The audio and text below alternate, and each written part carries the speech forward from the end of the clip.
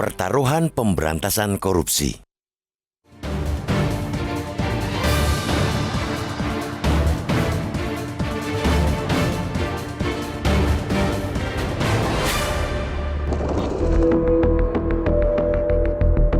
Harus tegas dikatakan bahwa tekad bangsa ini untuk memberantas korupsi berada di ambang gawat darurat. Semangat pemberantasan korupsi juga mulai kembang kempis. Perbuatan lancung yang dahulu dianggap tabu itu perlahan-lahan mulai dianggap biasa dan ditoleransi. Survei Indeks Perilaku Anti Korupsi atau IPAK yang diumumkan Badan Pusat Statistik atau BPS menjadi potret sikap anti korupsi yang mulai kehilangan energi. IPAK tahun ini berada di level 3,85 atau lebih rendah 0,07 poin jika dibandingkan dengan IPAK 2023, 3,92 poin. Musababnya tentu karena lemahnya organ-organ garis terdepan pemberantasan korupsi. Para elit yang mestinya menjadi panutan untuk memberantas korupsi justru dengan telanjang mempraktikkan pelanggaran hukum hingga melakukan perbuatan rasuah itu sendiri.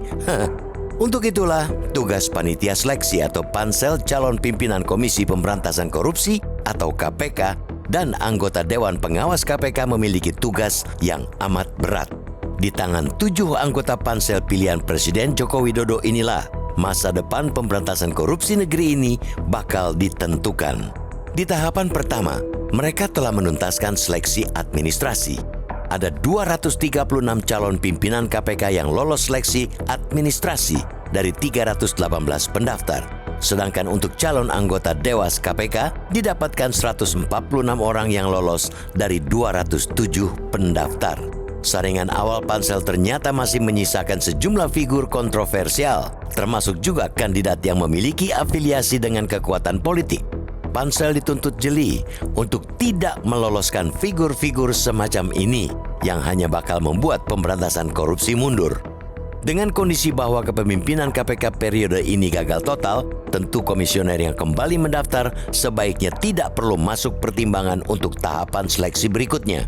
Apalagi bagi kandidat petahana yang masih tersandra dengan kasus etik yang masih berproses di Dewas KPK, sudah sepatutnya tidak perlu pertimbangan lama untuk mencoretnya.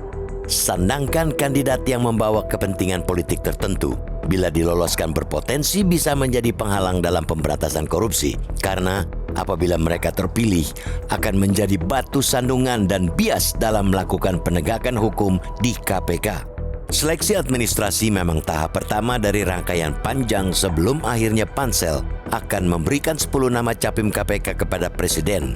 Masih ada uji tes tertulis yang terdiri dari uji kompetensi dan psikotes. Lalu selanjutnya profile assessment dan dilanjutkan dengan uji publik sebelum tes terakhir wawancara. Publik tentu berharap pansel memperhatikan aspek integritas dari tiap-tiap kandidat. Pasalnya, integritas menjadi modal utama seorang komisioner KPK. Tanpa nilai tersebut, KPK bakal menjadi sapu kotor yang sulit membersihkan rasuah di negeri ini. Tegak atau rontoknya semangat pemberantasan korupsi bakal ditentukan kinerja KPK periode mendatang. Akankah KPK periode mendatang mampu membalikan keadaan dari yang saat ini banyak komisionernya terlilit kasus, mampu menjadi panutan untuk berada di garda terdepan pemberantasan korupsi? Di pundak ketujuh anggota pansel inilah marwah KPK dipertaruhkan.